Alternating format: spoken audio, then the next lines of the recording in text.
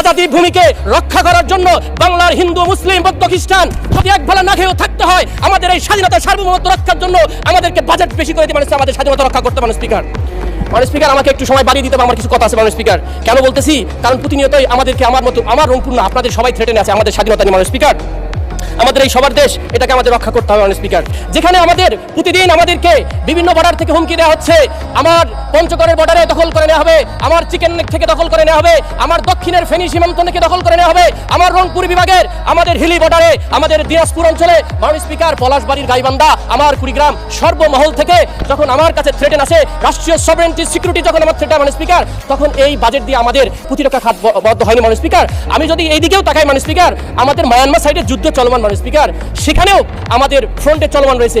পার্বত্য 3টা অঞ্চল, 3টা জেলা, যেখানে তিনটা বিদ্রোহী গোষ্ঠীর বিরুদ্ধে, কুকি চীনের বিরুদ্ধে আমাদের দুইটা ডিভিশন, আর্মি ডিভিশন কাজ করতেছে।